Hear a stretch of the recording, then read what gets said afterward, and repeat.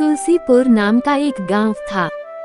उस गांव में एक गरीब किसान रहता था। उसका नाम उमेश था। उमेश बहुत मेहनती और ईमानदार था। वह रोज अपने खेतों में काम करने जाता और दिन भर काम करता और शाम को घर आ जाता। खेत में काम करके उमेश अपना परिवार चलाता था। एक रात बहुत तेज बारिश हुई और पूरी फसल खराब हो गई।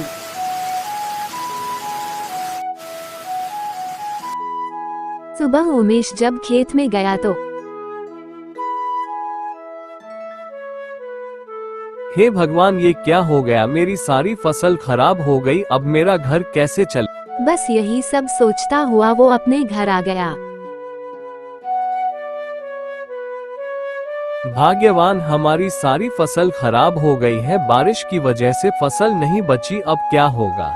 सब ठीक हो जाएगा, आप परेशान ना हो। कुछ दिन ऐसे ही बीत गए और उमेश सारा दिन घर पे ही रहता।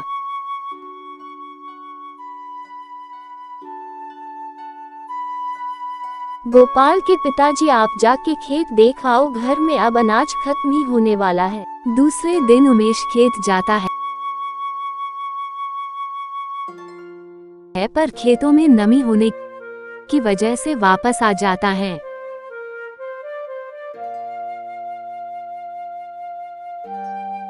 क्या हुआ, आप बहुत जल्दी आ गए? अभी खेतों में नमी है, खेत में फसल नहीं होगी। फिर अब घर कैसे चलेगा? मैं कल अपने दोस्त से कुछ पैसे उधार मांगने जाऊंगा। और दूसरे दिन उसके घर गया।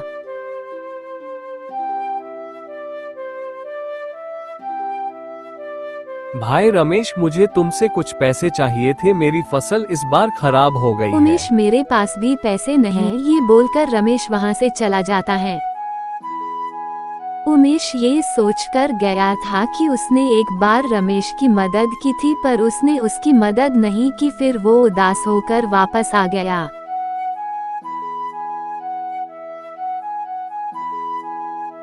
क्या हुआ, आप तो अपने दोस्त के पास गए थे ना? हाँ, गया तो था, पर उसने मना कर दिया। अब घर कैसे चलेगा? आप मेरे कंगन बेच दो और इससे जो पैसे मिलेंगे उससे आप कुछ कर लो।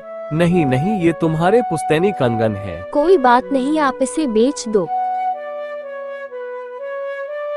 ठीक है, और वो सोनार की दुकान पर कंगन बेचकर घर आ गया।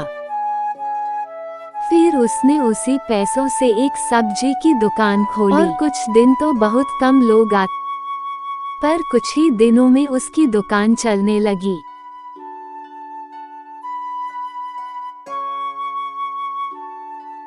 और उन्हीं पैसों से उसने कंगन भी वापस खरीद लिया।